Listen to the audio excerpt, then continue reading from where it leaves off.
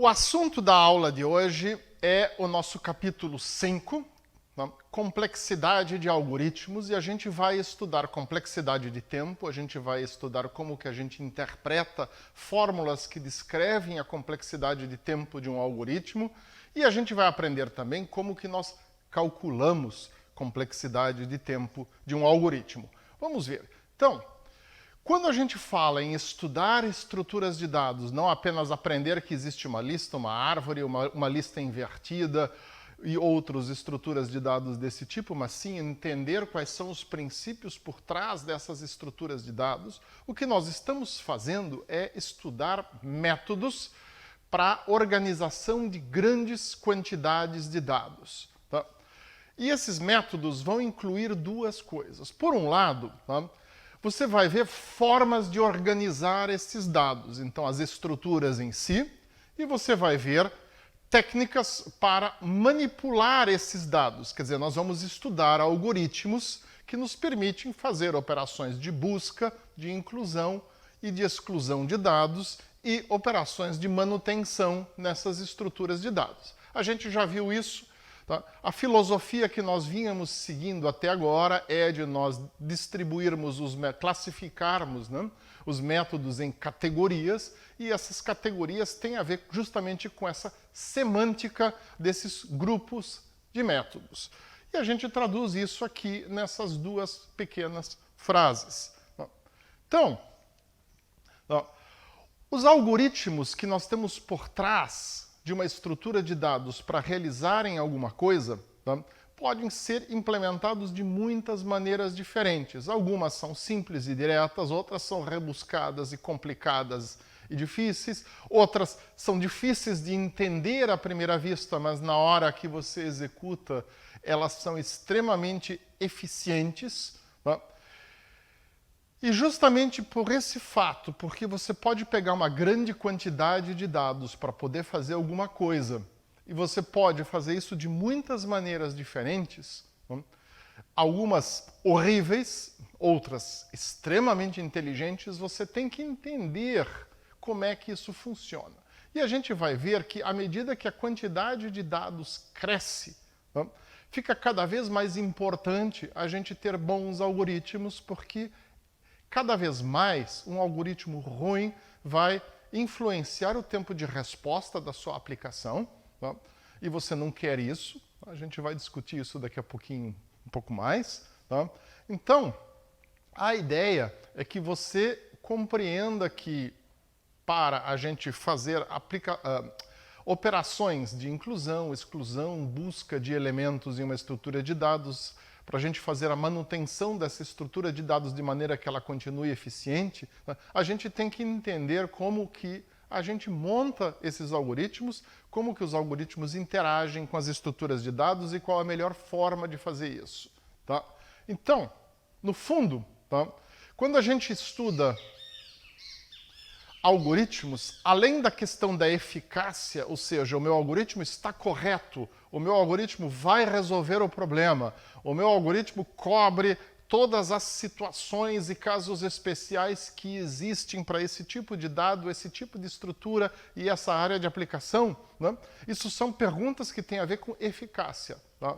O fato de eu ter um algoritmo eficaz não me garante que esse algoritmo é eficiente. A gente já vai voltar a essa questão também. Tá? Então, análise de algoritmos, tá, é uma disciplina que a gente pode definir como estudo da estimativa de tempo de execução dos algoritmos. Então, quando nós estamos falando de análise de algoritmos, nós não estamos preocupados com eficácia. Tá? Eficácia é uma questão de análise de requisitos e uma questão de modelagem e projeto de algoritmos. Até ali, a gente resolveu o assunto. O algoritmo funciona. Agora, eu vou sentar para olhar, esse algoritmo funciona num tempo aceitável, e se eu tiver 1 bilhão de dados, ele vai continuar funcionando num tempo aceitável? Tá? Quando eu entro nessa seara, eu digo que eu estou entrando na análise de algoritmos. Então, a aula de hoje é sobre análise de algoritmos.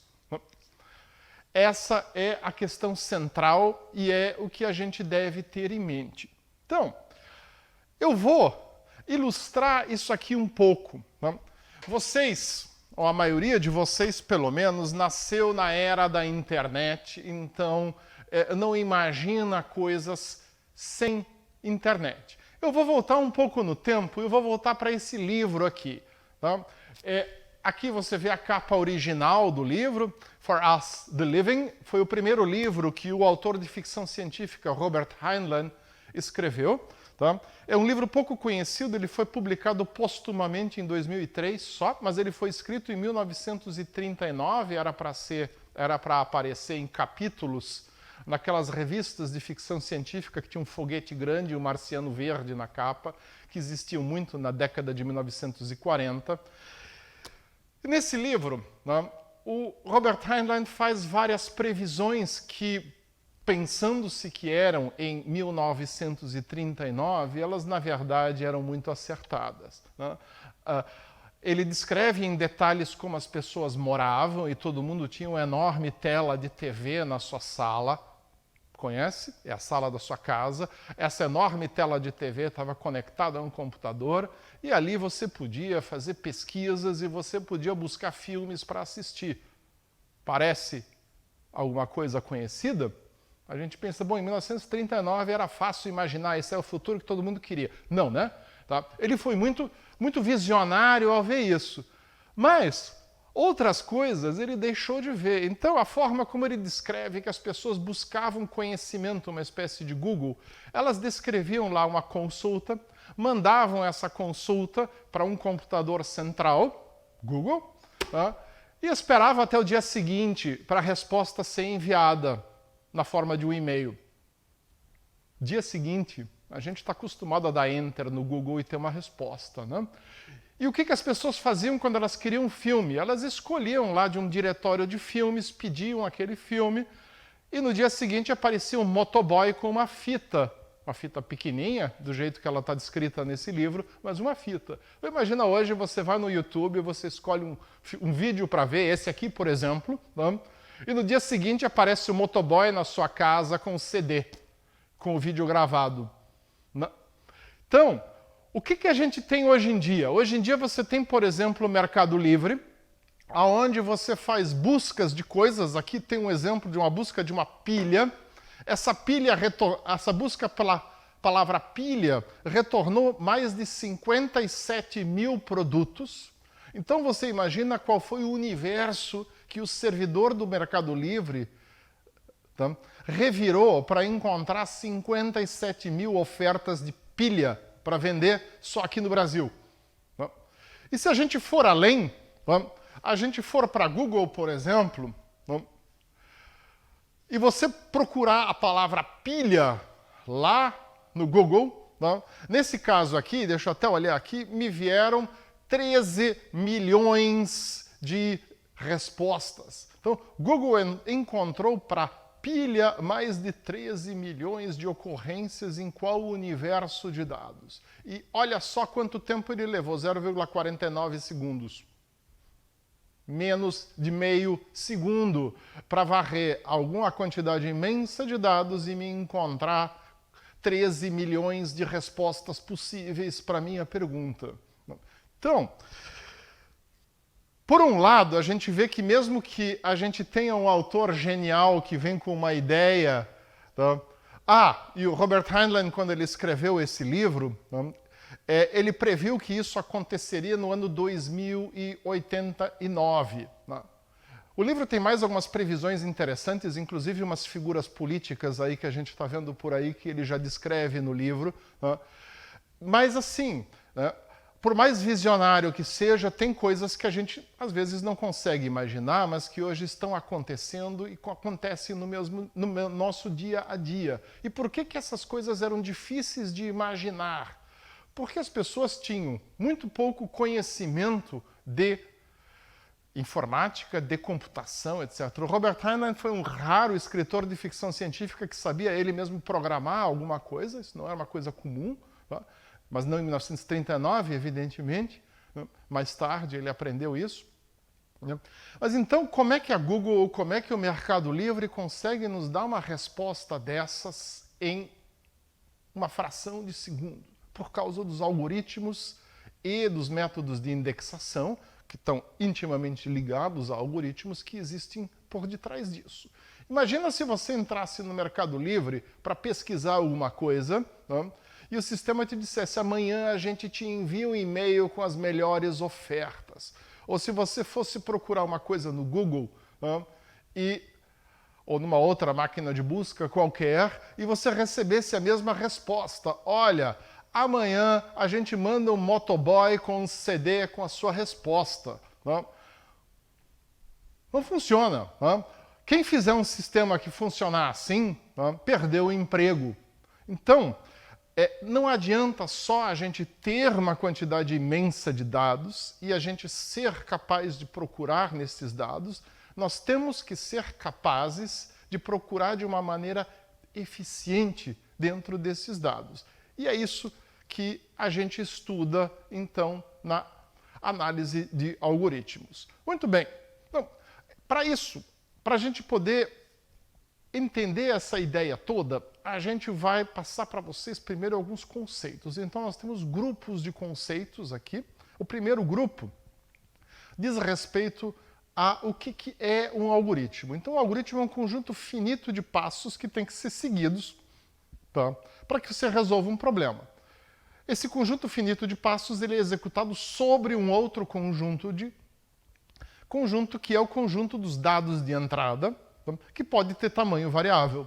Né?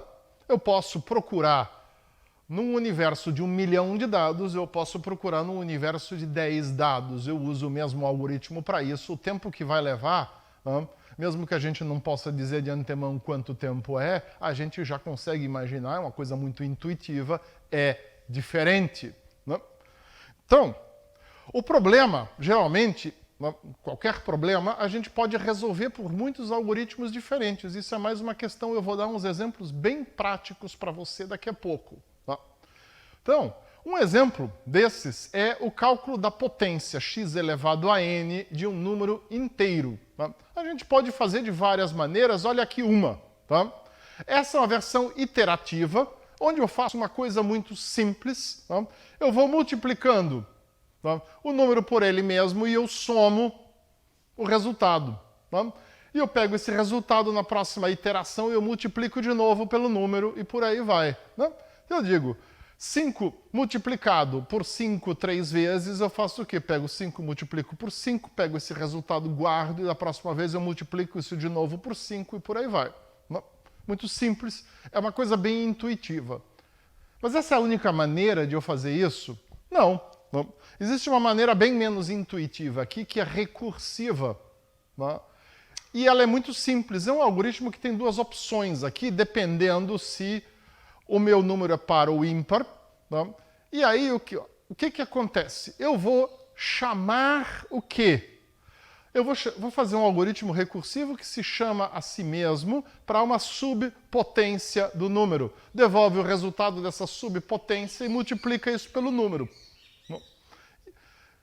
E essas chamadas recursivas, na verdade, o que elas fazem? Elas despedaçam essa chamada recursiva pela subpotência até eu chegar lá numa potência 1. E aí eu devolvo o próprio número. É a primeira situação aqui, o caso especial. Se a potência for 1, eu devolvo o número. Se não, eu vou pegar e vou fazer o quê? Eu vou pegar a potência do número ax é igual ao quê? O número multiplicado pela potência do número ax menos 1. E por aí vai. Então é uma maneira diferente e é uma maneira que também é muito inteligente. A princípio ela me parece mais complexa do que a maneira iterativa, provavelmente é, mas é um outro jeito. Então são duas formas radicalmente diferentes. Essa primeira, você provavelmente, se eu pedisse para você sentar com papel e lápis e escrever um algoritmo, você teria imaginado isso aqui. É muito intuitivo, é o que a gente faz, né? 5 elevado ao cubo é 5 vezes 5 vezes 5. Não? Agora, eu dizer que 5 elevado ao cubo é 5 vezes 5 elevado ao quadrado, não?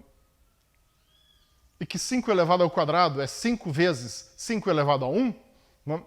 Já é uma coisa um pouco menos óbvia, e é isso que esse segundo algoritmo aqui está dizendo. Não? Então, o nosso segundo conjunto de ideias básicas O que a gente vai discutir? Essa questão da eficácia versus eficiência. Tá? O fato de que existe um algoritmo para resolver um problema não significa que aquele algoritmo é viável na prática. Tá? Se eu achei um algoritmo para fazer algo que vai levar um tempo igual a 3 vezes a idade do universo, não me adianta nada.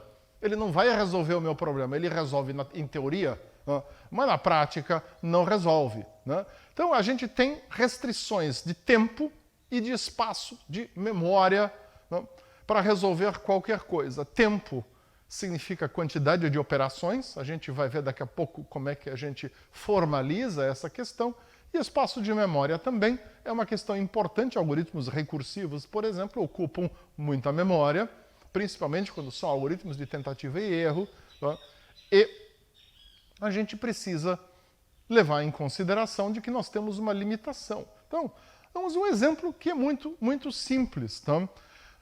Esse joguinho aqui tem mais de 1000 anos de idade, foi jogado por uma grande parte da humanidade, muitas decisões políticas importantes na história foram tomadas em cima de um tabuleiro de xadrez, onde as pessoas sentaram para jogar e discutir as suas ideias. E, bom, calcular todas as possíveis partidas de xadrez. Olha, isso aqui é uma matriz 8x8, né? Eu não vou abrir aqui porque as pecinhas estão aqui dentro. Não? Mas é uma matriz 8x8. Um problema que eu consigo expressar em cima de uma matriz 8x8, provavelmente eu consigo calcular todas as variantes desse problema, né? Olha, não é tão simples, tá? Então, um pesquisador, um matemático famoso chamado Shannon, tá? Existem várias coisas, ele tem teorias de você evitar deterioração de informação e outras coisas, e um exercício mental que ele fez lá aproximadamente em 1950, tá? Foi o de calcular quantas possíveis configurações de jogo existem num tabuleiro de xadrez. Quer dizer, você coloca as peças todas em ordem sobre o tabuleiro, tá? E a partir daí você decide qual vai ser a primeira e a segunda jogada. Isso é uma rodada, né? E a gente tem aí já várias configurações, e a partir daí vai sendo. Então, depois da primeira rodada, nós temos 400 possíveis configurações do tabuleiro de xadrez. Eu vou mover um peão, eu posso mover um cavalo, essas são as minhas duas opções, mas isso já me dá um monte de alternativas. E o meu oponente pode responder movendo algum peão ou movendo um cavalo, e no caso do peão a gente pode mover uma ou duas casas na primeira jogada. É um bocado de coisa. Né? Bom, dependendo como for que na segunda rodada alguém vai responder, olha lá, Shannon calculou que a gente tinha quase 200.000 configurações possíveis no tabuleiro só no final da segunda rodada. Quer dizer, eu joguei, o oponente jogou, eu joguei de novo e o oponente jogou de novo. Né? Essas 4 operações podem ser realizadas de quase 200.000 formas diferentes. Depois da terceira rodada, a gente está chegando em quase 120 milhões de configurações. Na quinta rodada, nós temos quase 70 bilhões trilhões de opções possíveis. Então, Shannon calculou que o valor aproximado para as configurações possíveis em um tabuleiro de xadrez é 10 elevado a 43. Bom, preparando essa aula, fazendo um pouco de pesquisa, eu vi uma outra estimativa que era 10 elevado a 120, não sei qual é a ideia por trás, eu não entrei a fundo nisso, mas não importa. Tá? Isso é um número imenso. Se você pensa assim, bom, não é simplesmente um número que eu tenho que calcular, são configurações de tabuleiro de xadrez que eu tenho que simular. Então, por mais que eu diga, bom, é uma matriz 8x8, teoricamente é fácil, vamos, montar os algoritmos, se você domina uma linguagem lógica como Prolog, por exemplo, montar os algoritmos para você sair jogando xadrez é fácil. Tá?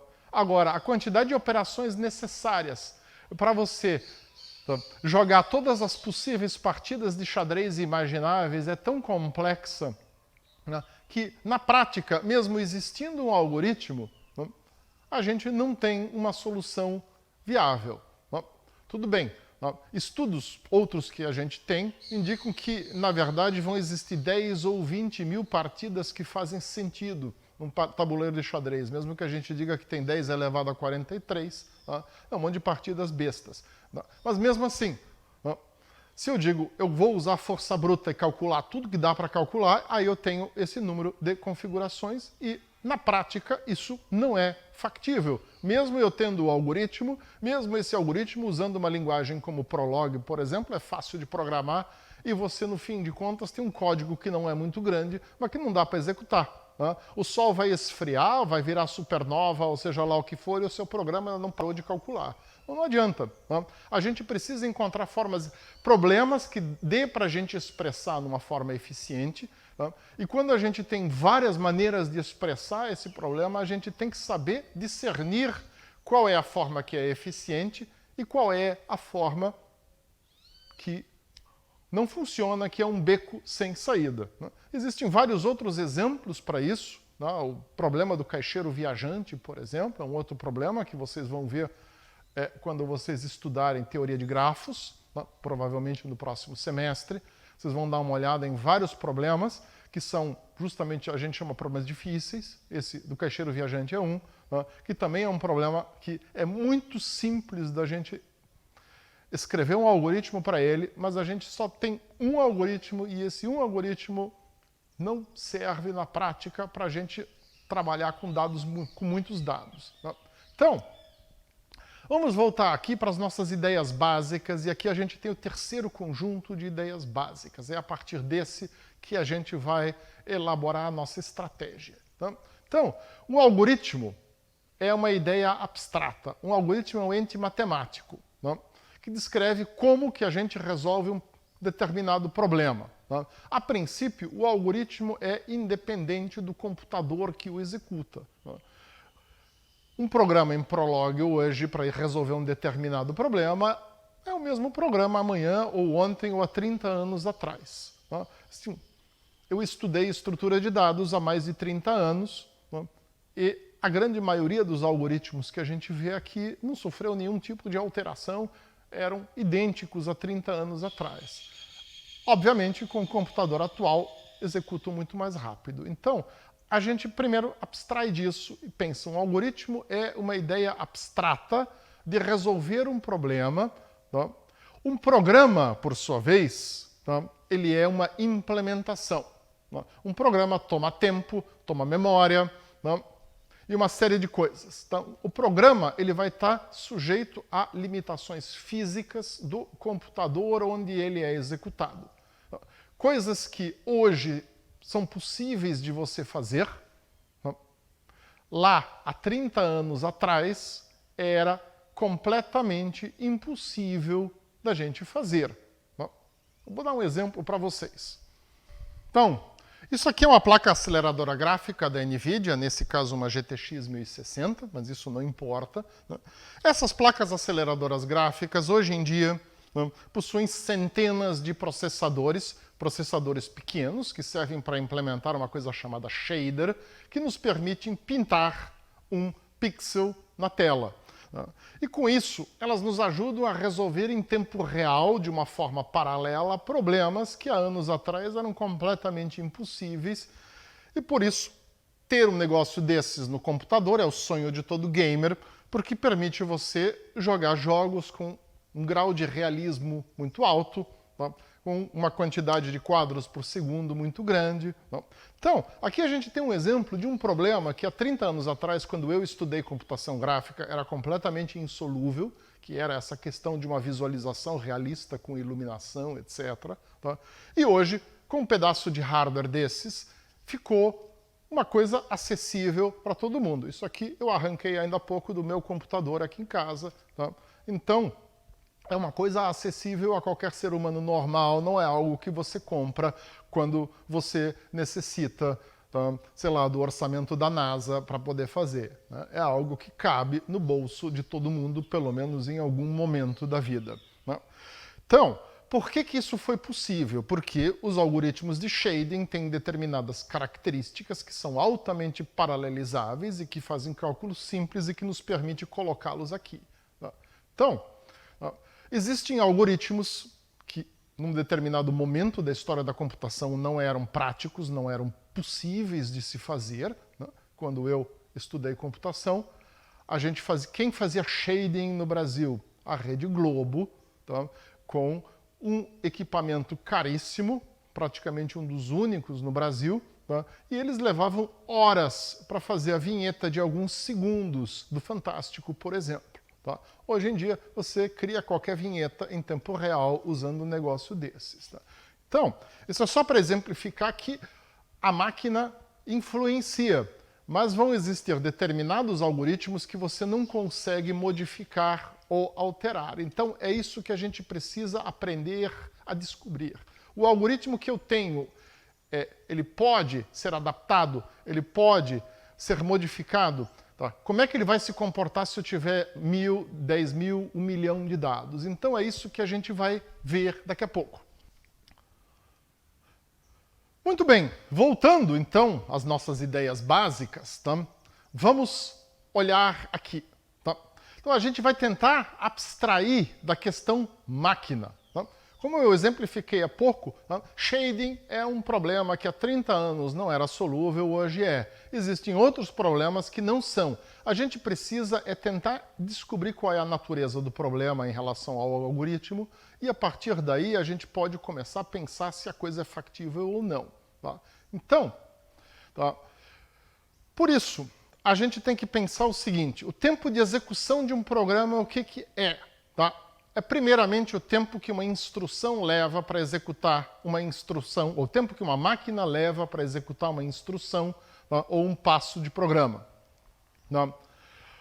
Depois, o tempo do programa vai depender da natureza do algoritmo, ou seja, quantos passos têm que ser executados.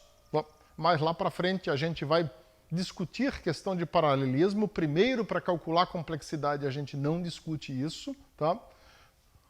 E o tamanho do conjunto de dados. Então, nós temos 3 grandezas. O meu computador e a natureza desse computador, a natureza do algoritmo e a natureza do tamanho do conjunto de dados. Muito bem. Então, para a gente não cair naquela história do meu problema vai ser solúvel num momento, não é no outro, o meu problema é solúvel num computador, não é no outro, eu quero dar uma olhada apenas no algoritmo, eu quero poder dizer o meu algoritmo é um bom algoritmo ou ele é um algoritmo ruim. Então, a gente necessita de uma forma de criar essa medida de comparação. Para isso, para saber o quê? Primeiro, se um algoritmo é viável, ou se esse algoritmo vai levar, sei lá, a idade do universo para ser resolvido e mesmo que eu tenha o algoritmo, ele não resolve o meu problema. E quando eu tenho mais de um algoritmo, eu preciso poder saber como comparar um algoritmo ao outro para encontrar a melhor solução do problema. Então, para a gente poder fazer isso, a gente vai abstrair de um computador particular. Eu não vou pensar, eu tenho um computador com uma CPU a 4 MHz, é o que eu tinha há 30 anos atrás, e agora a gente tem aquela placa aceleradora gráfica que eu mostrei para vocês. A gente ignora isso primeiro, porque nós estamos comparando algoritmos. E aí, por quê? Porque para fazer comparação de algoritmos, o tempo de execução num computador particular não é interessante. O que eu quero primeiro é poder dizer como é que esse algoritmo se comporta. Então eu vou abstrair do computador e eu vou comparar algoritmos, ou se só existe um algoritmo conhecido para resolver um problema, eu vou dizer se esse algoritmo é um bom algoritmo ou ele é um algoritmo ruim. Então, para isso a gente vai usar um modelo de computação, e nesse modelo a gente inicialmente ignora a possibilidade do paralelismo. Então eu mostrei a placa aceleradora gráfica para vocês que resolveu um problema que há 30 anos a gente não conseguia resolver, simplesmente fazendo computação massivamente paralela, porque aquele é um problema específico que você pode atacar com computação massivamente paralela. Mas é uma coisa que de início a gente não sabe responder. Então a gente ignora essa questão, tá? E a gente parte da premissa de que toda operação vai ser executada de forma sequencial. Eu ignoro que o meu computador tem mais cores, eu ignoro que o meu sistema operacional faz escalonamento de processos, eu ignoro que a minha máquina virtual do meu interpretador trabalha com threads, eu ignoro tudo isso e eu digo a operação é uma atrás da outra. Tá? Segundo, eu vou ignorar uma outra questão. Tá? A questão de que dependendo de qual operação eu tenho, tá? O meu processador vai levar mais ou menos ciclos de máquina e de que dependendo como é que é o pipelining do meu processador, tá? E dependendo quais as instruções que vêm antes e depois, essa questão do número de ciclo de máquinas ainda por cima é variável. Tá? Então isso é um monte de questão que depende de um hardware específico. Eu vou rodar um negócio num determinado computador com um processador com um bom pipelining rápido. Eu vou rodar um negócio num outro processador que faz tudo sequencial, talvez fique lento. Né? Se eu tenho muitas comparações que são simplesmente comparações ou operações lógicas, isso toma poucos ciclos de máquina. Eu tenho muitas divisões, ponto flutuante ocupa bastante. Nada disso a gente leva em consideração. Tá? Toda e qualquer operação toma apenas uma unidade de tempo no nosso modelo de cálculo. Tá? Mas lá para frente você pode dizer, ó, a minha complexidade do algoritmo é essa, a possibilidade que eu tenho de paralelizar é essa, vamos agora achar um hardware que é bom para isso. Mas isso é um outro passo.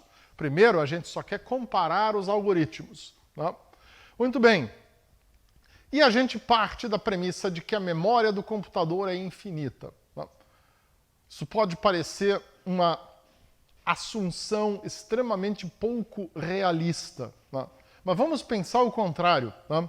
Eu tenho o algoritmo e na hora de eu analisar o algoritmo eu parto da premissa que ele usa uma certa quantidade de memória, mas pô, depende da linguagem de programação, depende de como é que eu codifiquei o meu número, depende se eu estou usando ponto flutuante de 32, 64 ou 128 bits. Tudo isso faz uma diferença, então não faz sentido eu colocar isso dentro, tá, do meu cálculo de complexidade do algoritmo. Tá?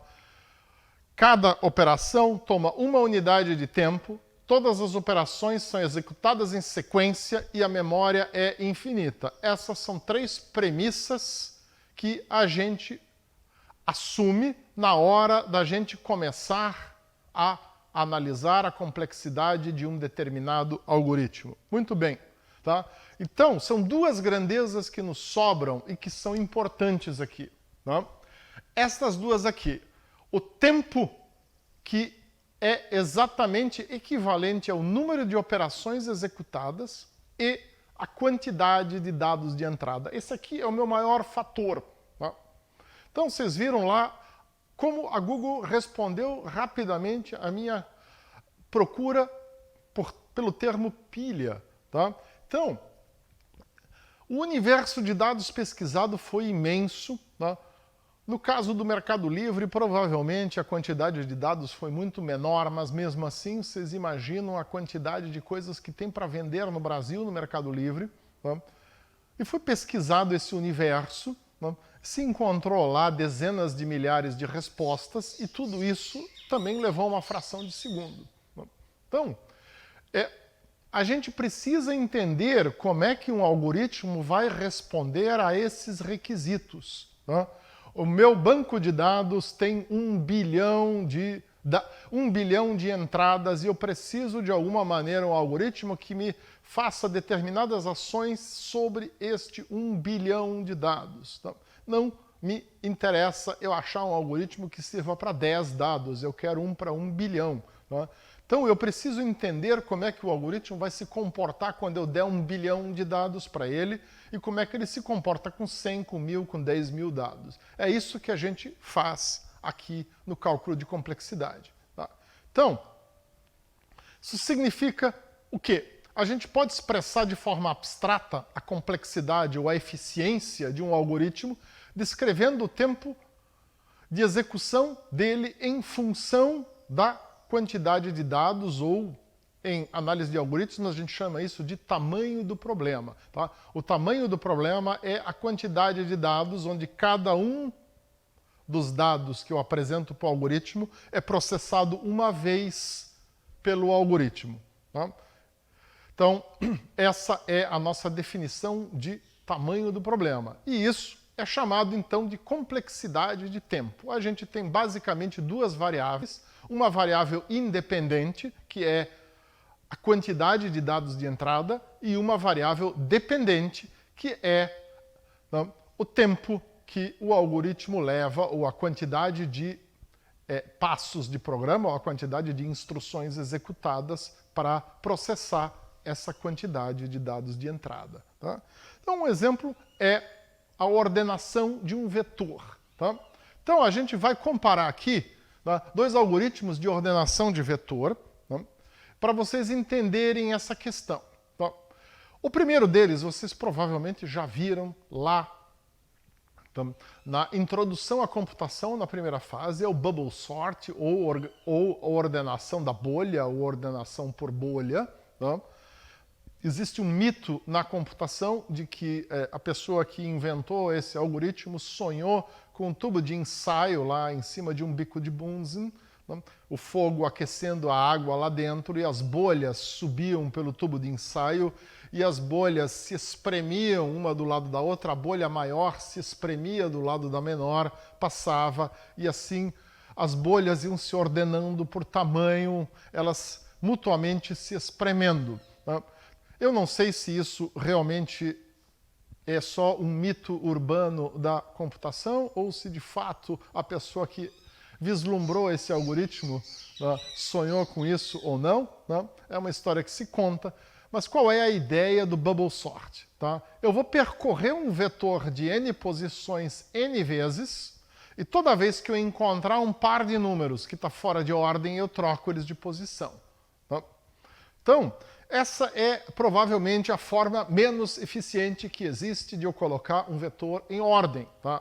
O algoritmo é trivialmente pequeno. É isso aqui. Tá? Eu vou ter basicamente dois laços para-face aninhados e um teste aonde eu executo o que a gente chama aqui de troca triangular. Eu troco dois números de posição num vetor caso eu comparando estes dois números, eles estejam um em relação ao outro fora de ordem. Tá? É um algoritmo extremamente míope, porque ele só olha sempre dois números vizinhos e os troca. Para a gente entender como é que ele funciona, tá? Nós vamos ver uma breve simulação agora. Esse é o algoritmo de ordenação da bolha, ou bubble sort.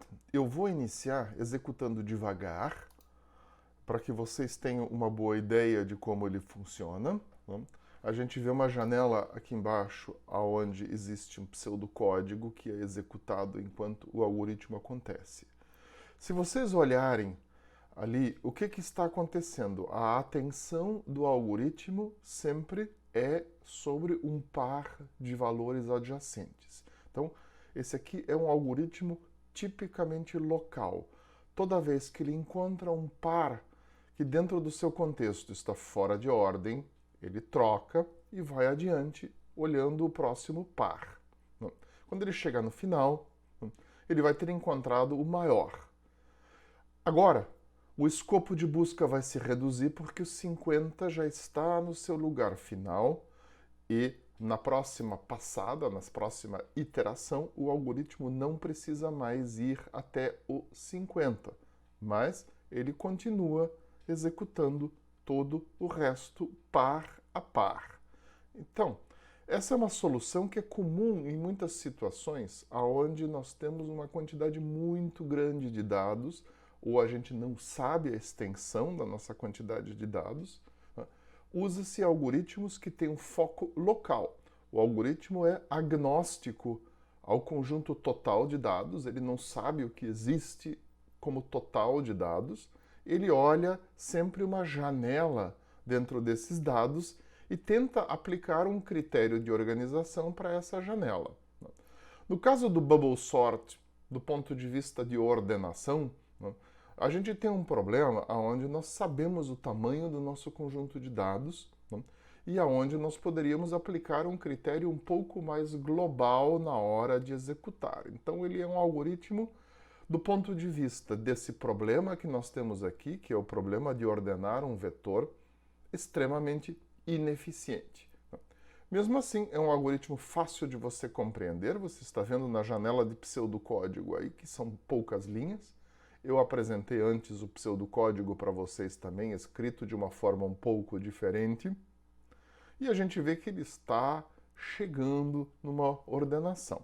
Eu vou acelerar um pouco a velocidade para que a gente termine isso aqui mais rápido. Agora já deu para vocês entenderem o princípio, né? É um algoritmo que faz uma otimização local e itera muitas vezes sobre essa otimização local, de maneira a conseguir o resultado global, que é a ordenação do vetor, que é o que nós estamos esperando. Então eu vou acelerar agora para a gente ver isso aqui funcionando um pouco mais rápido. E nós podermos ver a simulação até o fim. Vocês vão vendo que a simulação vai se acelerando à medida também que o subvetor de busca se reduz. E assim a gente terminou. Muito bem. Então, deu para entender a ideia? Tá?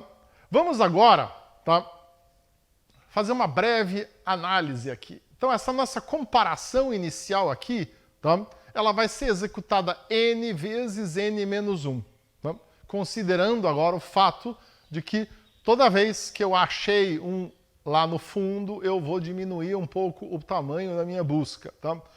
No caso de um vetor que está na ordem inversa, que é a pior situação possível, tá?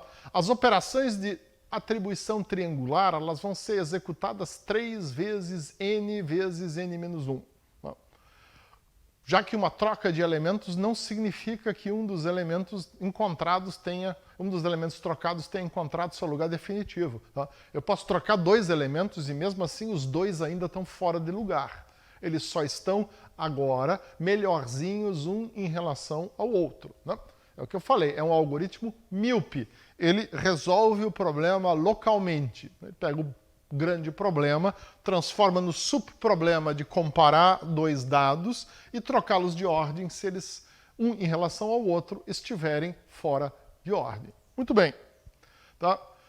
O segundo algoritmo, que talvez vocês já tenham visto, talvez não, é o algoritmo da seleção direta, ou straight selection. Tá? Como o nome já diz, é um algoritmo que me pega, usa um buffer e faz uma seleção direta, ou seja, ele percorre o vetor inteiro, tentando achar, por exemplo, o maior elemento. Né? O algoritmo do maior elemento vocês já fizeram lá na primeira fase, né? Ou menor elemento, como a gente queira. Né? E é muito simples, eu pego um valor qualquer, boto num buffer e começo a comparar com os próximos. Sempre que eu acho um maior, eu troco o que está no buffer. Quando eu chego no final do vetor, tá, o que tem no meu buffer é o maior. Aí eu boto lá no fim. Né? Muito bem. Isso significa que na próxima passada eu não preciso mais ir até o fim, mas eu paro um elemento antes do fim. Né? E eu faço isso de novo. Tá? Esse algoritmo ele vai funcionar muito mais fácil. Tá? Ele também tem 2 laços aninhados, o que já é suspeito. Ele não deve ser tão mais eficiente do que o outro. Tá? E tem uma troca triangular lá. A única diferença é que eu vou ter uma variável auxiliar aqui, x, que vai me guardar a informação e eu vou sempre só levando isso adiante e comparando. Tá? E eu só coloco uma vez o valor, eu só troco dados de posição uma vez, que é lá no final. Até esse momento eu vou carregando o meu buffer até lá. Tá? Então, é um algoritmo um pouco mais simples. Vamos ver uma simulação? Vamos então ao algoritmo de seleção direta, o straight selection ou também selection sort. Esse algoritmo ele é diferente porque ele tem uma visão mais global do problema. Ele vai pegar um elemento e vai comparar este um elemento com todo o vetor e vai encontrar alguma coisa que seja menor do que ele. E nesse caso, ele guarda este menor elemento. Então ele usa o algoritmo, como eu falei antes, que vocês já conhecem, que vocês viram lá na primeira fase, que é o algoritmo encontrar o menor elemento de um vetor. E vai aplicar esse algoritmo N vezes, de maneira a cada vez fazer a seleção direta de um elemento ordenado. Agora ele encontrou 3, o 3 é menor do que o 5 que ele tinha encontrado antes, e o 3 vai ser o menor que ele vai encontrar até o final. E aí ele vai colocar o quê?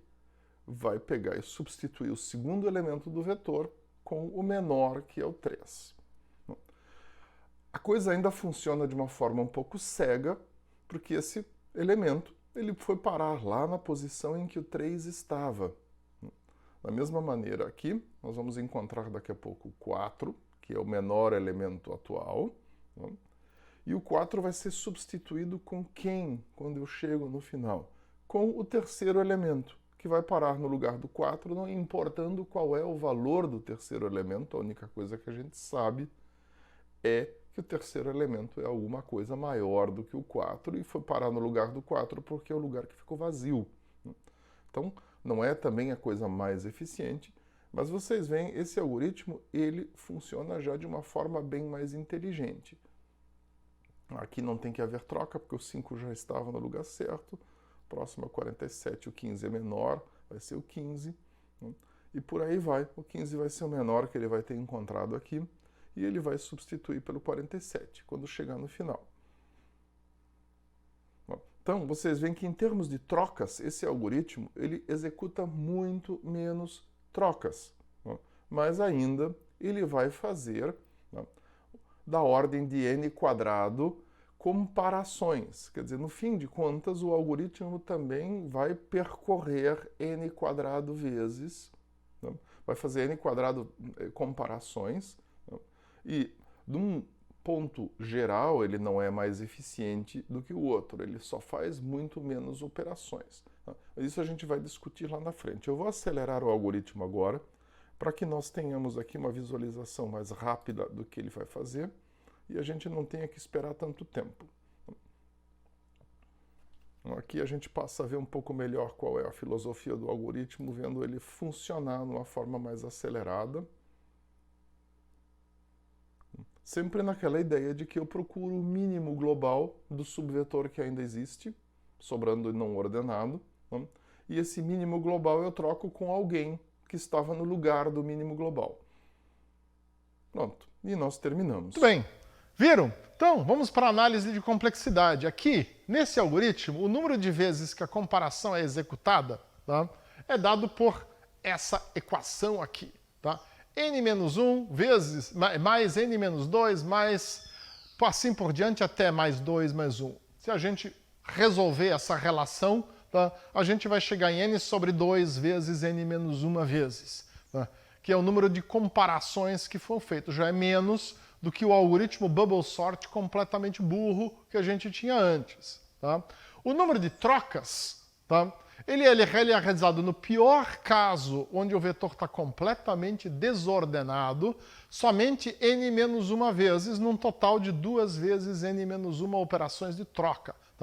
Então, eu vou executar algo que é menor do que n ao quadrado, mas não é tão menor em termos de comparações, e eu vou executar algo que é maior do que n, mas não tão maior do que n em termos de trocas. Então esse algoritmo ele é bastante mais eficiente do que o outro. Eu tenho um fator limitante que é o número de comparações que eu faço, o número de vezes que a gente roda naqueles dois laços alinhados, que me limitam, eu não consigo ser mais eficiente do que essa quantidade de comparações que eu fiz aqui, mas de resto o algoritmo já é muito melhor do que o outro. Bom, então, o que a gente viu aqui são duas análises numéricas ad hoc de como é que a gente faz tá? A avaliação de complexidade desse algoritmo. Eu não fui sistemático. Tá? Eu coloquei valores aqui, inclusive o valor da simulação, tá? O algoritmo de simulação que vocês viram é um pouquinho melhor do que esse aqui, tá? Porque ele já não volta lá para o primeiro toda vez que a gente faz. Aqui, na verdade, não, aqui também eu vou com A de J menos 1 a J, tá?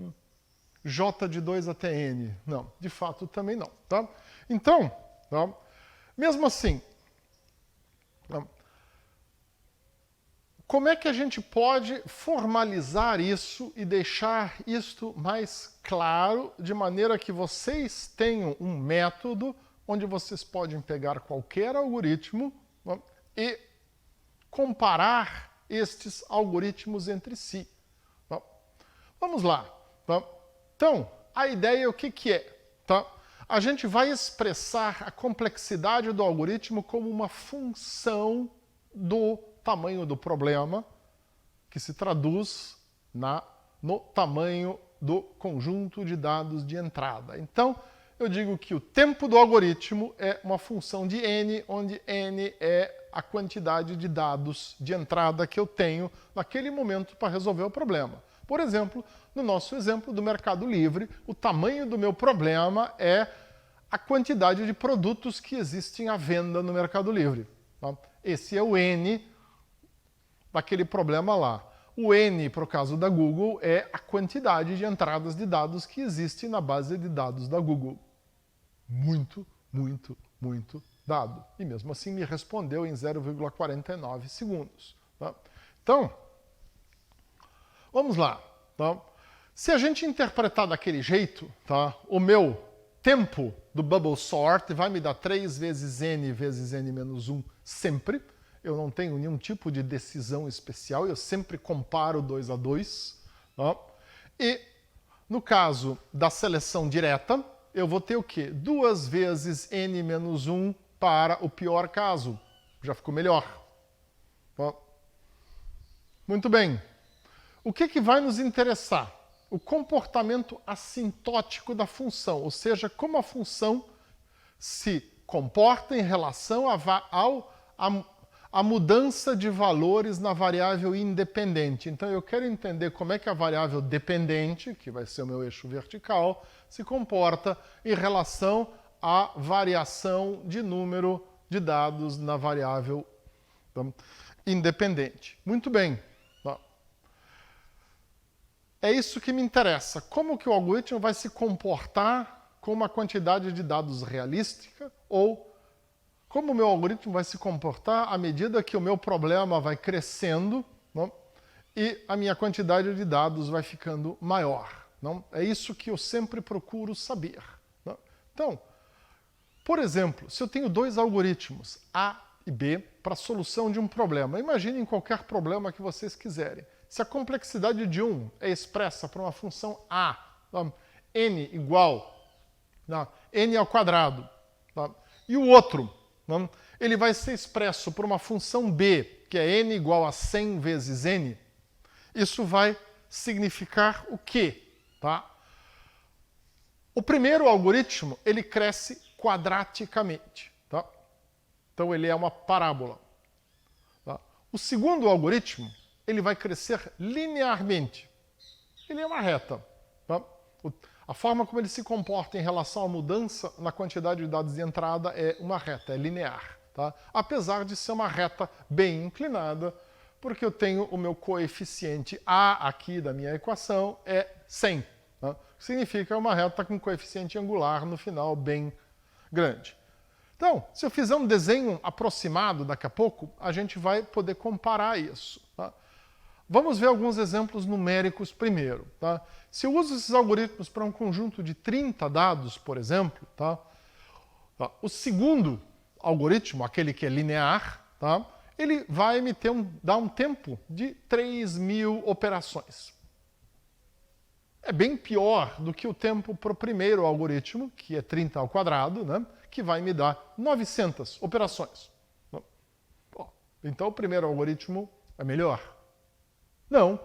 Se eu vou pegar um conjunto agora, tá, de 30.000 dados, e não 30, tá, eu vou ter um tempo de 900 milhões de operações para o algoritmo A, mas só 3 milhões de operações para o algoritmo B. Bom, o que isso está me dizendo? Tá? Está me dizendo o seguinte: eu preciso saber quantos dados de entrada são realistas para a minha implementação.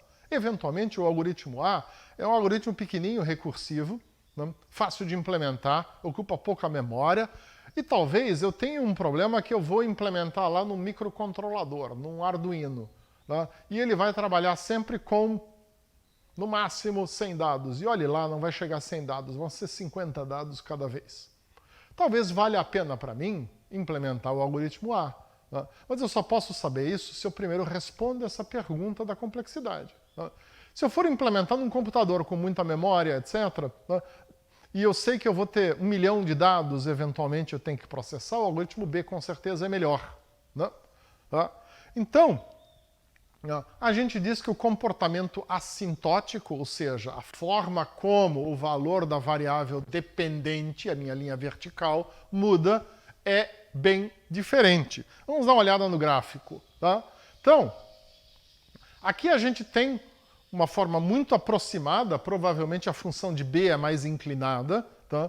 Eu fiz um desenho bem bobinho aqui só para ressaltar esse fato de que existe essa diferença, mas a função de A é essa parábola que você está vendo aqui. Tá? Se eu colocar aqui o ponto onde as duas curvas se cruzam, tá? É o ponto aonde, né, a função, o tempo de B passa a ser melhor que o tempo de A. Então, para pouquinhos dados, o meu algoritmo A é melhor. Tá? Vocês estão vendo ali embaixo. Tá? Ele tem um valor, tá, de assíntota menor. Porém, a partir do momento que o meu conjunto de dados cresce, tá, o tempo de B vai crescer muito mais devagar. Então, vale muito mais a pena, tá, eu estar usando B. Por isso que é importante a gente fazer esse tipo de comparação. Tá? Eu falei antes, a gente primeiro abstrai, tá, do nosso hardware. Não me interessa que hardware que eu uso, eu quero comparar algoritmos. Depois que eu fiz essa comparação, tá, eu posso parar para pensar. Tá? Eu tenho um problema que é fácil de paralelizar e cada execução paralela é muito simples. É o caso dos shaders da minha placa gráfica de ainda há pouco. Opa! Eu tenho um problema que o algoritmo A, nesse nosso exemplo agora, resolve com pouquinhas linhas de programa, fácil de colocar num processador pequenininho, no microcontrolador, por exemplo, seja um Arduino, seja alguma outra coisa, e eu sei que na prática esse programa vai tratar com no máximo 20 dados. O outro programa B,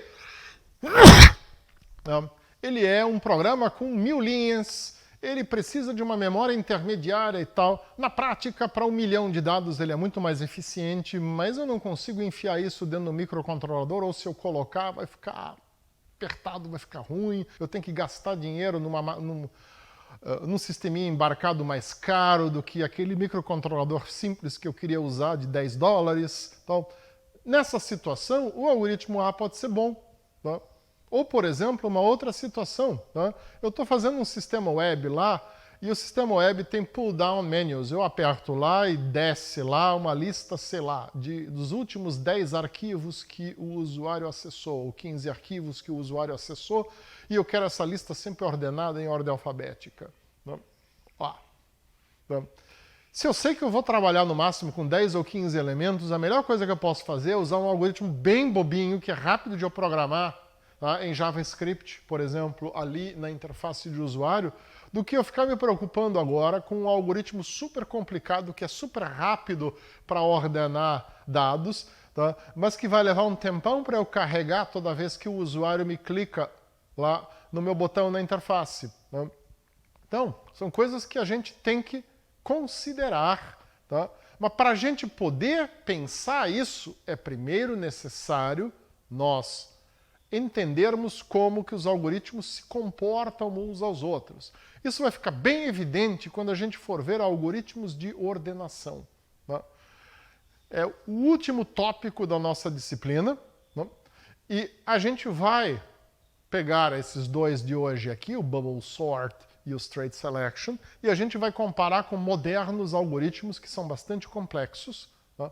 Modernos, entre aspas, alguns deles têm 40 anos de idade, mas mesmo assim são relativamente modernos em relação ao bubble sort, tá? E bastante mais eficientes. E a gente vai olhar quando é que uma coisa vale a pena ser usada e quando é que ela não vale a pena ser usada. Tá? A gente vai ver que existem muitas variáveis que entram nessa discussão, nessa ponderação do que eu tenho que usar. Bom, até agora a gente estava falando então de forma abstrata. Tá?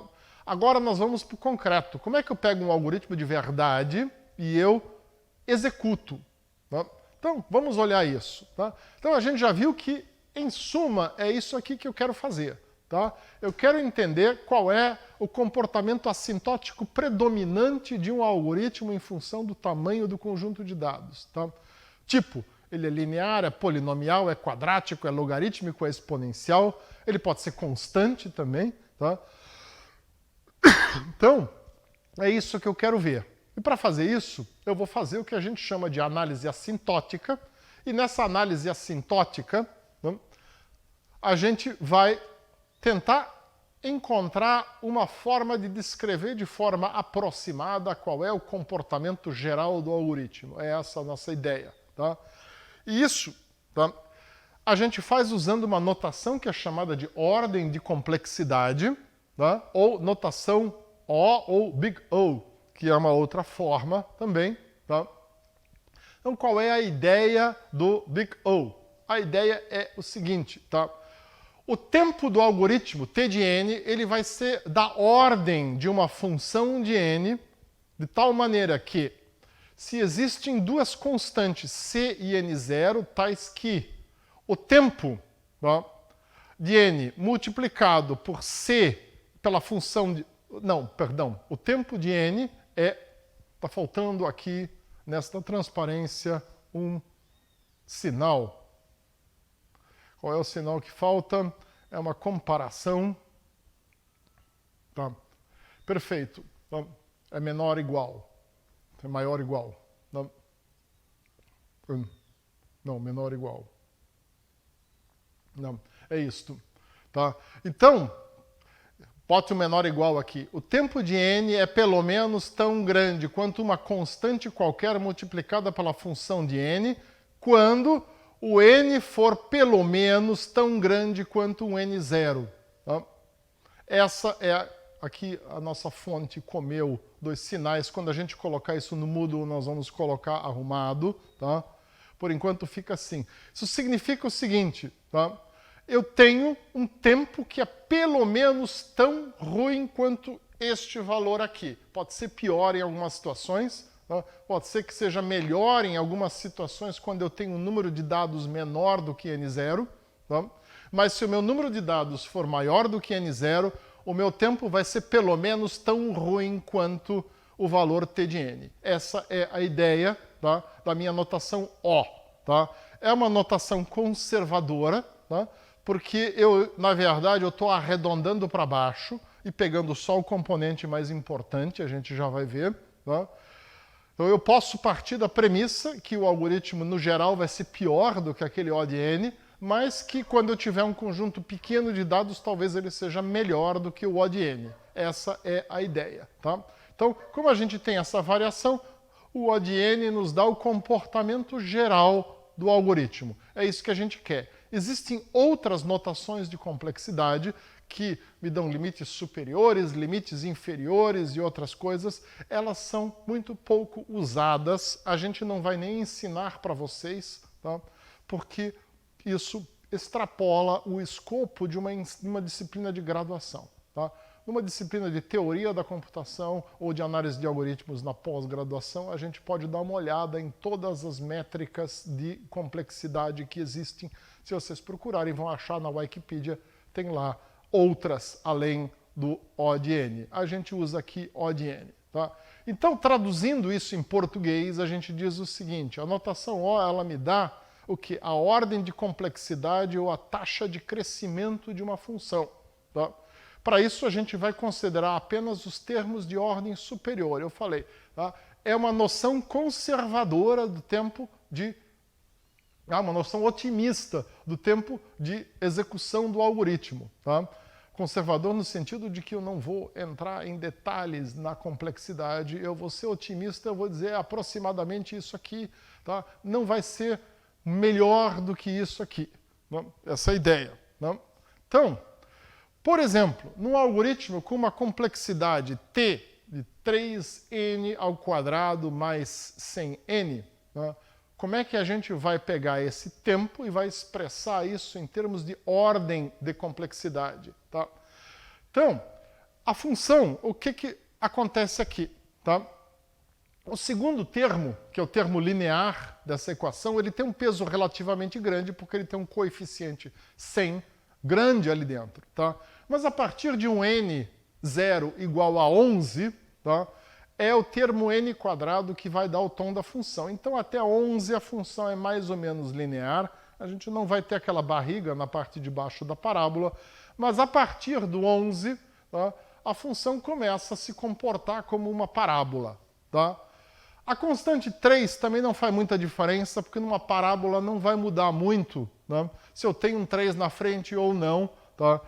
O comportamento vai ser sempre esse típico parabólico. Né? Então, o 3 também não tem importância. Por isso, a gente vai dizer o seguinte, tá?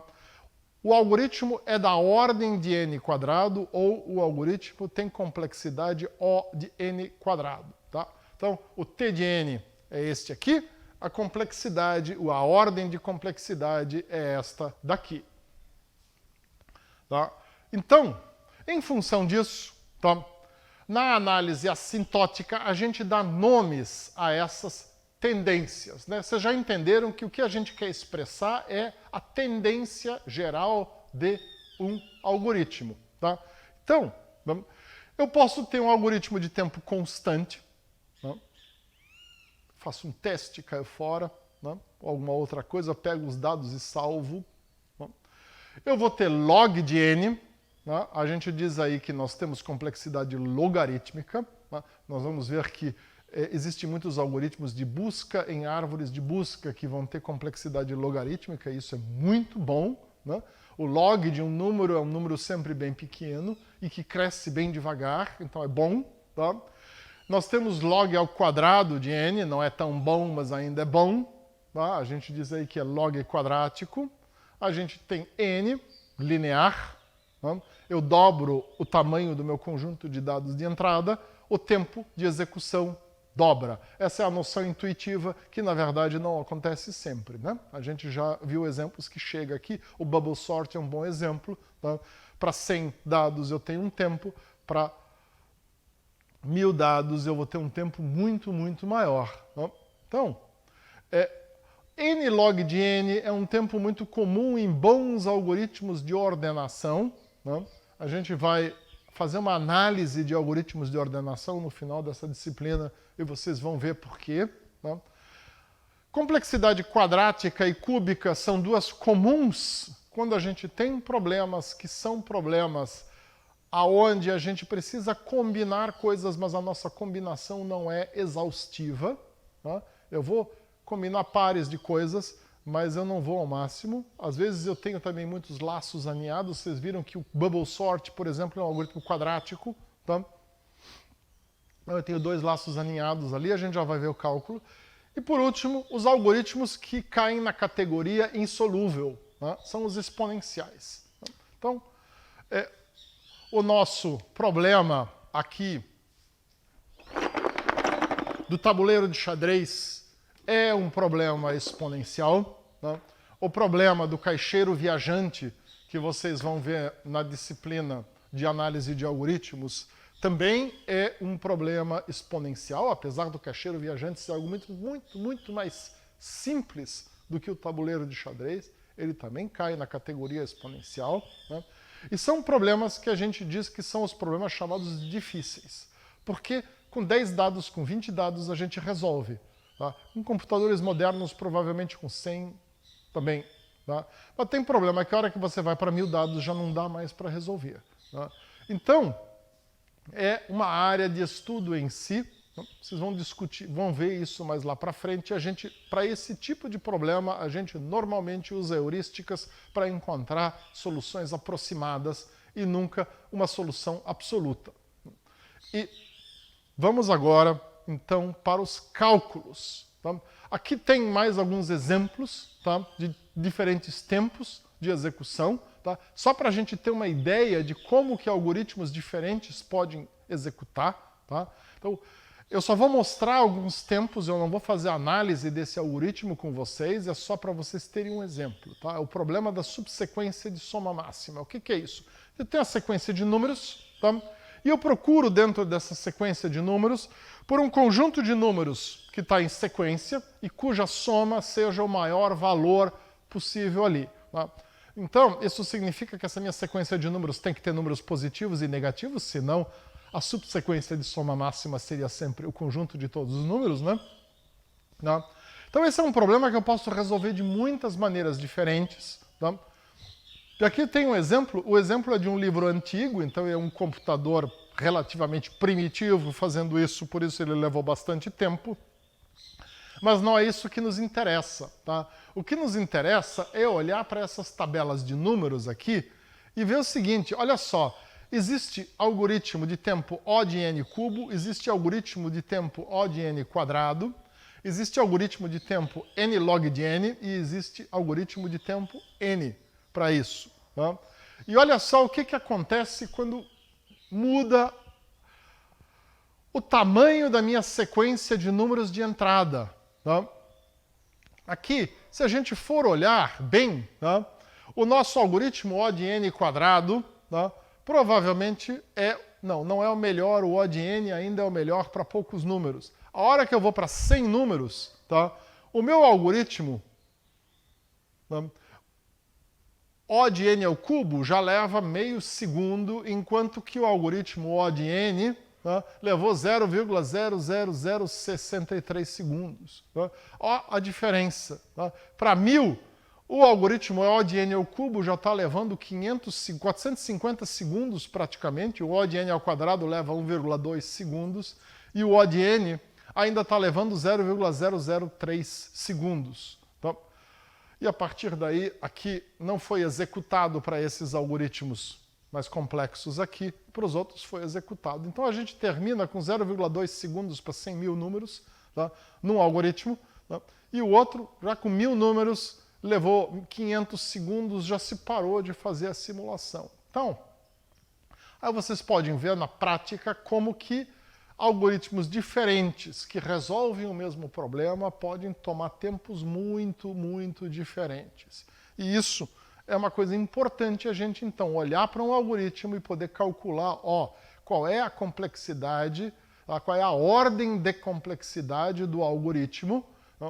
Esse algoritmo vai ser prático para o meu conjunto de dados que eu realisticamente vou ter aqui. Então, tá?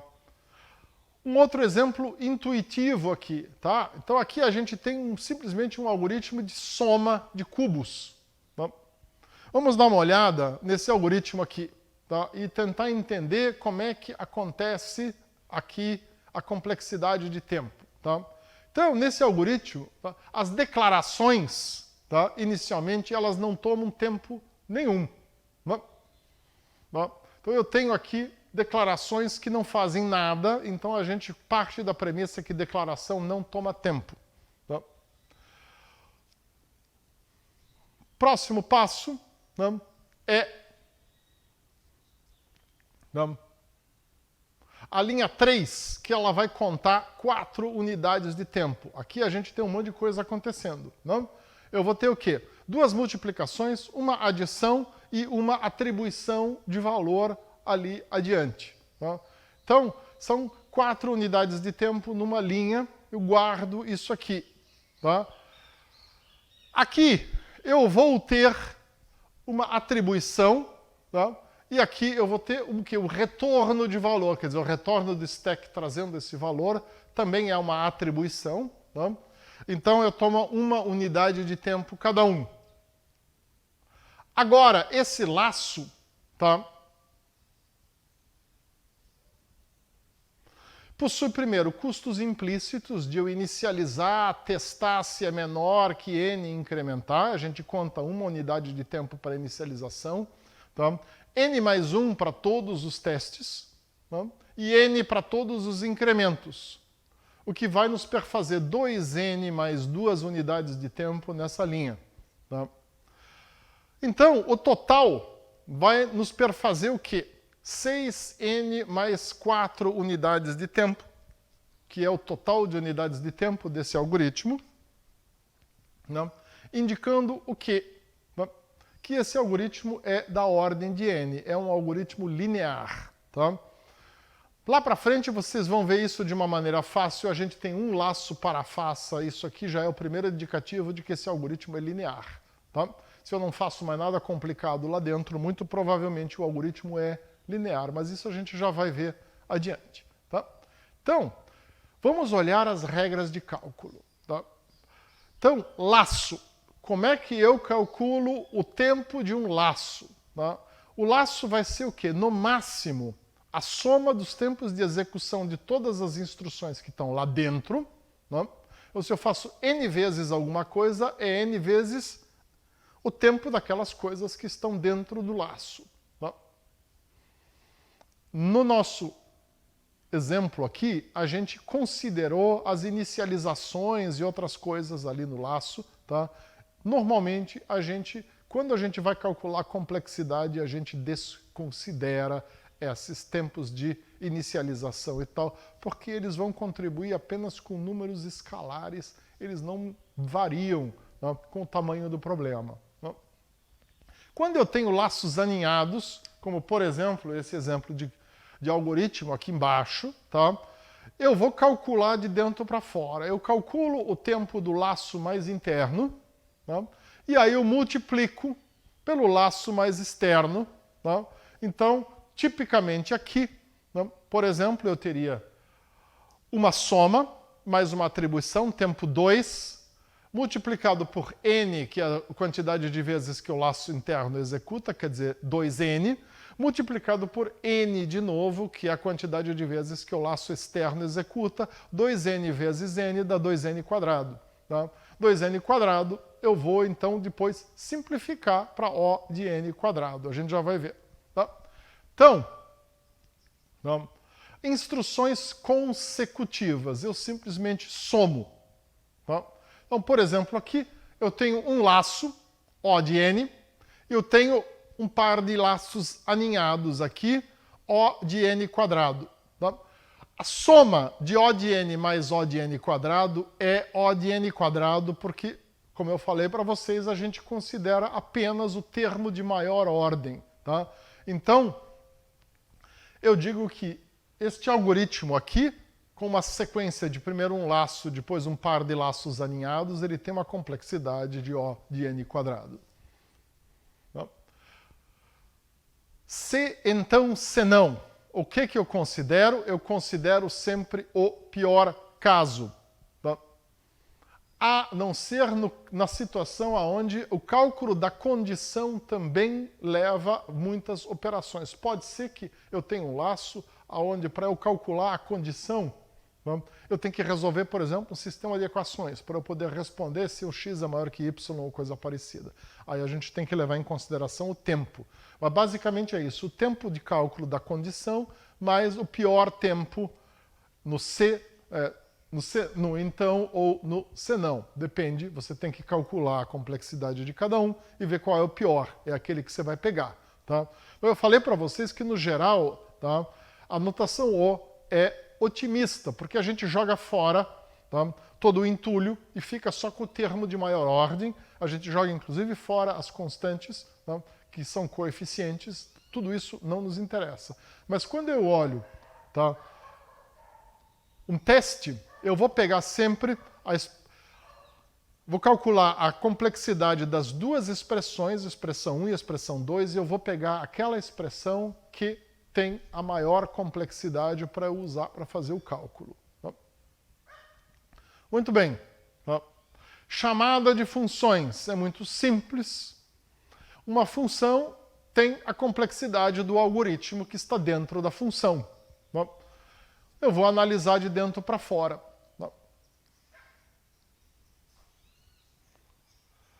Recursão. Recursividade é difícil. Então, assim, para você fazer o cálculo de recursividade, você tem duas opções. Uma, você pega um algoritmo recursivo e serializa o algoritmo, ou seja, representa esse algoritmo de uma forma iterativa. Se você conseguir fazer isso, esse algoritmo pode ter a sua complexidade calculada da forma tradicional, como você fez anteriormente. Se o algoritmo é recursivo e não tem como serializar, aí a gente vai usar um artifício matemático para descrever essa complexidade chamado relação de recorrência. Então, aprender a resolver relações de recorrência é uma coisa que, mais uma vez, vai extrapolar o escopo da nossa disciplina de graduação aqui. Alguns professores ensinam isto na disciplina de matemática discreta que vocês já tiveram. Talvez vocês tenham visto relações de recorrência. Se vocês viram, vocês podem aplicar em algoritmos recursivos que a gente vai vir a olhar. Se não, vocês vão usar um conjunto de regras gerais, que são regras que nos dão uma complexidade aproximada dos algoritmos recursivos e que é o suficiente para uma estimativa por enquanto.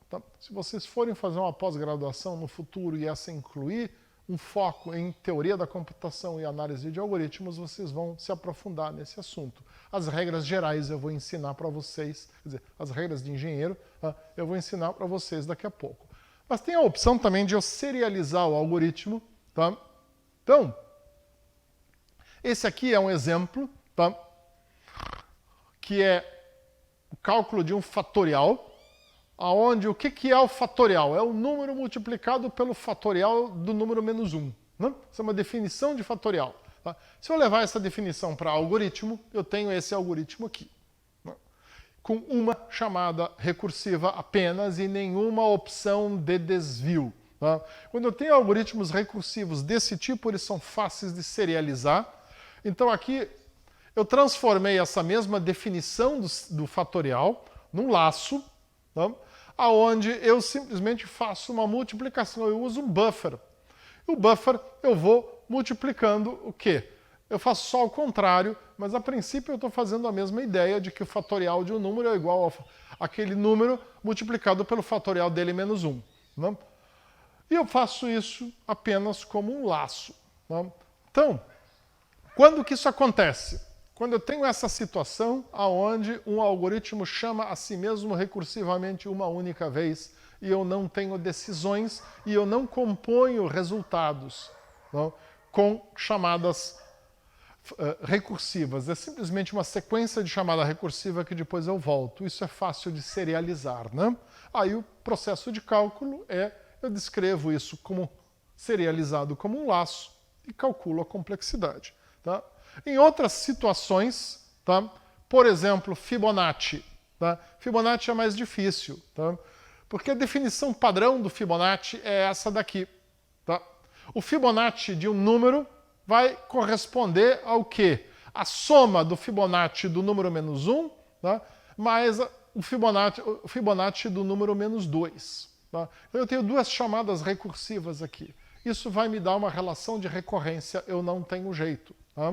Então, a minha relação de recorrência é essa aqui, t de n menos 1 mais t de n menos 2. E para resolver isso eu preciso saber resolver relações de recorrência, que a gente não vai ver aqui. Então, isso aqui fica para você ver numa pós-graduação, está aqui só a título de informação geral. Essa parte aqui não. Isso aqui você tem que saber, isso aqui, como eu faço isso aqui, é simples, mas isso aqui você não precisa nem parar para serializar o algoritmo, é simples de usar essa regra geral. Então, vamos dar uma olhada nessas coisas que normalmente a gente calcula com relações de recorrência e ver que regras gerais que existem para isso e que servem para nós. Então, Por exemplo, algoritmos dividir para conquistar, como o Quicksort, que a gente vai ver lá na frente, né? Hoje, né? Nessa disciplina ainda, não hoje, nessa disciplina ainda, né? Ou alguns algoritmos de percurso em grafo que você vai ver na disciplina de teoria de grafos mais adiante, tá? Que são todos eles n log de n. Tá? Então, sempre que eu tenho um problema e eu preciso de um tempo igual a n para dividir esse problema em dois subproblemas que eu posso executar, então, independentemente, eu tenho um algoritmo que é chamado dividir para conquistar, e isso é um algoritmo n log de n. Tá? Eu vou expandir essa definição de dividir para conquistar quando a gente estiver falando de quicksort lá para frente. Por enquanto, você não tem que se preocupar muito com isso. Tá? Certo? Então, essa é a ideia. Um algoritmo é log de n, tá? Se ele toma um tempo constante, não um tempo igual a n. Né? No tempo n, a gente tinha um algoritmo n log de n. Se o algoritmo toma um tempo constante para dividir o problema em dois ou mais subproblemas que são disjuntos, tá? E aí eu escolho apenas um destes subproblemas para continuar a resolver, porque o outro não me interessa mais, não faz parte do meu escopo, eu tenho um algoritmo que é log de n. Tá? Esses são os algoritmos de busca em árvore que a gente vai ver logo a partir da próxima aula. Tá? A gente vai olhar a árvore, nós vamos ter 2 aulas introdutórias, onde a gente vai ver primeiro um conceito geral, e depois alguns algoritmos clássicos que não são algoritmos de busca, mas depois disso a gente vai, tá, para algoritmos de busca em árvore, e aí vocês vão ver, passar algumas semanas olhando diferentes algoritmos log de n. Tá? Pesquisa binária também é um exemplo de um algoritmo log de n. Né? Quando eu pego um vetor, eu divido o vetor pelo meio, né? E eu digo agora eu vou procurar só do lado esquerdo, só do lado direito, eu estou fazendo exatamente a mesma coisa. Eu uso um tempo fixo, né? Para dividir o meu problema em dois subproblemas que são disjuntos, e aí eu olho só um destes subproblemas porque eu sei que a resposta está neste um, não está no outro. Né? A pesquisa binária parte da premissa de que o meu vetor está ordenado, né? Senão isso aí não funciona. Muito bem. Então, se o algoritmo vai tomar, então, como eu falei para vocês, um tempo constante para reduzir o problema em um tamanho constante, ele vai ser O de n. Não tem outro jeito. Tá? Então, e os algoritmos combinatórios, aonde eu tenho que testar todas as possibilidades ou um subconjunto considerável de todas as possibilidades, eles são exponenciais. Tá? Então, o problema do caixeiro viajante é um, o problema de todas as partidas de xadrez possíveis é outra. Tá? E isso vocês vão ver em teoria de grafos, porque tem um bocado de problemas ali que caem nessa categoria. Como é que você pode, se você usou essas regras gerais, você deu uma olhada na estrutura do algoritmo e chegou à conclusão isso aqui deve ser n log de n. Como é que você pode checar a sua análise? Faça testes. De qualquer forma, você vai testar o seu algoritmo, faça testes com diferentes quantidades de dados, do mesmo jeito que a gente tinha lá, tá, aquele algoritmo da subsequência de soma máxima, onde a gente tinha uma tabela ali com vários algoritmos diferentes e vários tempos de execução. Aqui você pode fazer a mesma coisa. Tá? Simplesmente teste o seu algoritmo para ver o que acontece. E dependendo do que for, tá? Você vai ter um ou outro. Então, por exemplo, se você dobrou o n e o tempo de execução dobrou, provavelmente o seu algoritmo é linear. Normalmente vai ser um pouco menos que dobrar, porque sempre tem algumas inicializações e outras coisas que tomam o mesmo tempo, não importa o tamanho do conjunto de dados. Tá? Se o tempo só aumenta de um pouco, o seu algoritmo é logarítmico. Se o tempo aumenta um pouco mais do que o dobro, ele provavelmente vai ser n log de n. Então, essas são regras. E se o seu algoritmo for exponencial, ele vai aumentar enormemente. Tá? E vai ficar muito óbvio. O que é mais difícil normalmente de discernir é se um algoritmo é linear ou é n log de n, tá? Com quantidades muito próximas de dados, eles vão se comportar de uma maneira muito similar e você tem que pegar quantidades muito díspares de dados para você ter uma ideia. Tá? Muito bem. O que mais que a gente pode falar? Tá? Então, essa análise prática a gente sempre sugere quando você estiver desenvolvendo alguma coisa que vai ter que trabalhar com grandes quantidades de dados. Não tem outra história. Então, agora nós vamos fazer um exercício prático, tá? Que é um algoritmo, que vocês vão ver este algoritmo também lá em teoria de grafos, e a gente vai passar esse algoritmo para vocês agora já. Tá? É o algoritmo de Floyd. Para que serve esse algoritmo? Tá? Se eu tenho uma coisa chamada matriz de custos, que ela pode me representar uma cidade, por exemplo, e as ruas que interconectam pontos nessa cidade, e qual é a distância, ou qual é o tempo que leva, e quais são as ruas pelas quais é possível transitar. Então, se eu tenho ruas de mão única, por exemplo, elas não vão ser possíveis de transitar numa direção. Não? Então, a gente começa o algoritmo de Floyd com uma coisa chamada matriz de custos. E você está vendo aqui, tem uma matriz de custo, vão aparecer alguns infinitos aqui, que significa o quê? Tá? Daquele ponto, então do ponto 2, por exemplo, eu não consigo ir para o ponto 1, tá? Porque não dá. Então eu desenhei o grafo do lado ali, né? Eu tenho arestas orientadas, né? Então eu só posso sempre ir numa direção. Tá? Quando eu posso ir nas duas, eu tenho setas nas duas direções, então, por exemplo, entre 1 e 4 dá para ir nas duas direções, mas de 4 para 1 o meu custo é 1, para ir de 1 até 4 o meu custo é bem mais alto. Né? Isso pode acontecer também. Tá? Então, essa matriz ela me descreve aquela situação ali. Diga que isso são bairros de uma cidade e isso aqui é o custo para eu me movimentar entre bairros. Muito bem. Tá? Então, qual é a minha ideia? Tá? O algoritmo de Floyd, ele vai me dar o quê? Ele vai me dar uma coisa chamada matriz de roteamento, que é essa segunda matriz que você está vendo aqui. Tá? E ela vai me dar também uma matriz de custos com os comprimentos dos menores caminhos para eu chegar de um lado até outro. Então, o que fazem essas duas matrizes? Elas me indicam como é que eu chego de algum lugar. Então, por exemplo, tá, eu quero ir, tá, do ponto V4 para o ponto V3. Tá? Qual é o caminho que eu tenho que seguir? Tá? Então, primeiro eu sei que o meu custo de V4 para V3, que está na minha matriz de custos, lá vai ser 3. Tá?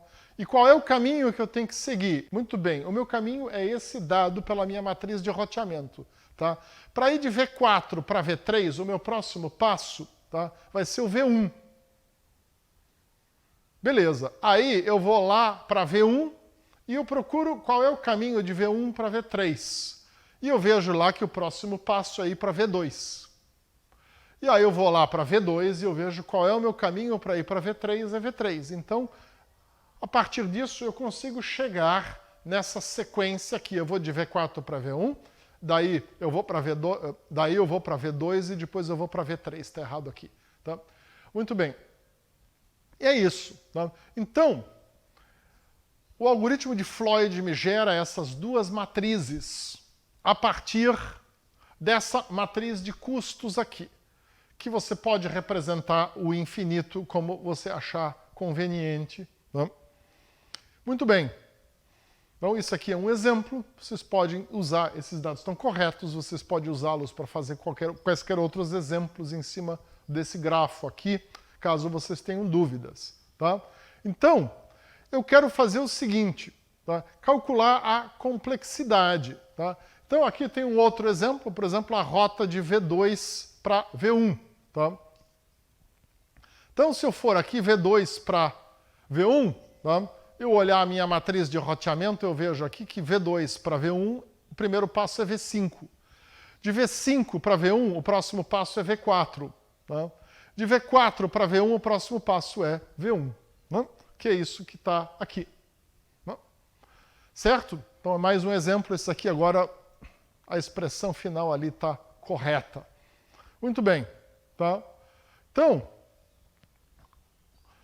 qual é a ideia? Você vai considerar uma matriz de custos inicial, dn, definida como no algoritmo de Floyd. O algoritmo vai produzir uma matriz A, que é a matriz de custos. Observem que A, sempre na intersecção entre os nodos, eu digo qual é o custo para me chegar de um até o outro, o custo final, tá? Não é o custo do primeiro passo.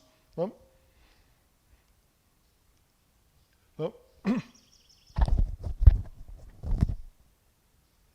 E a matriz de roteamento que vai me fornecer o vértice, que é o primeiro vértice a ser visitado nesse menor caminho para eu ir de um vértice ao outro. Bom, o algoritmo é esse aqui, tá? Ele está exprimido aqui.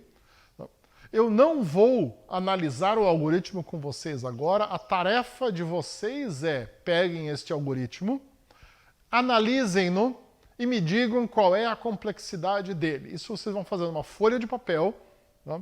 E vocês vão fazer a análise dessa complexidade passo a passo. Rabisquem no algoritmo, tá? Ou reescrevam partes dele, de maneira que vocês possam, então, fazer tudo isso aqui e, no final, ter o cálculo de complexidade desse algoritmo. Parece complicado você olhando para o algoritmo, tem laços aninhados aqui, laços aninhados lá, mas você vai ver que você vai ter uma expressão que é relativamente longa nesse caso aqui, mas ela não é difícil de você chegar a ela, e aí você vai aplicar aquela regra de simplificação para chegar no termo de maior ordem, que é a ordem de complexidade do algoritmo. Vocês vão ver, é fácil de fazer. Tá? Bom, nós temos um segundo exercício que ele é dependente do que foi que você viu na aula prática. Tá? Se na aula prática você vier a ver a implementação das torres de Hanoi, tá? Eu não vou explicar aqui. Nesse caso, a ideia é que nesse exercício aqui, então aqui está um exemplo da torre de Hanoi, tá? Eu não vou entrar no algoritmo, mas a torre de Hanoi é um jogo, vocês talvez já tenham visto. A ideia é o que é? É eu levar esse conjunto de anéis de tamanho diferente, aqui a gente está vendo ele com 3 elementos, tá? Para o próximo pino. Tá? Eu tenho um pino de buffer, tá? E eu nunca posso colocar um anel maior em cima de um anel menor. Então, para 3 pinos, isso aqui é muito fácil de fazer. Ó. Eu boto um pino para cá, aí eu coloco o verde aqui, aí eu vou colocar o azul em cima do verde, aí eu boto o vermelho na posição definitiva, aí eu boto o azul de volta, e aí eu boto o verde em cima do vermelho e finalmente eu boto o azul em cima do verde. E com isso eu consegui resolver o meu problema. Tá? Muito bem. Então, a ideia é que você implemente isso aqui usando inclusive funções que tomam tempo e eu quero que você plote isso usando o programinha chamado GNUplot. Dê uma olhada lá na Wikipedia ou na sua man page no Linux para ver como é que você usa, é muito simples. Então você vai escrever um programa onde você executa as torres de Hanoi para várias quantidades de discos. Prepare-se para deixar o programa rodando uma noite inteira. Tá? E você guarda os números no arquivo texto que você gera para os diferentes tamanhos. Tá? E depois você plota. Não vai dar essa curva sinusoidal aqui, isso aqui é só um exemplo de GNUplot. Tá? Você plota o tempo que levou. E aí você vai comparar esse resultado do plot com o que você estimou quando você fez uma análise manual do algoritmo usando as ferramentas que eu passei para vocês. Tá? Observem que, dependendo do que algoritmo eu pegar, eu vou ter um algoritmo recursivo e, com isso, eu preciso resolver uma relação de recorrência. Então, a sua análise necessariamente vai ser aproximada. Existem algoritmos iterativos também, que eu sugiro que você pegue um iterativo para resolver, tá? Que aí é mais fácil. Tá? Mas mesmo os algoritmos iterativos, eles usam pilhas. Tá? Então, pode ser um pouco complicado. Então, Possivelmente você fez já esse exercício para treinar o uso de pilha ou ainda vai fazer na próxima aula. Se você não fez esse aqui, ignore. Tá? Esse aqui não é um exercício para você fazer neste momento. Tá? Muito bem, e é isso. Como sempre, a nossa aula é Creative Commons e ela é parte da disciplina de estrutura de dados do curso de bacharelado em ciência da computação da Universidade Federal de Santa Catarina. Divirta-se, pelo menos, com o exercício de Floyd. Tchau!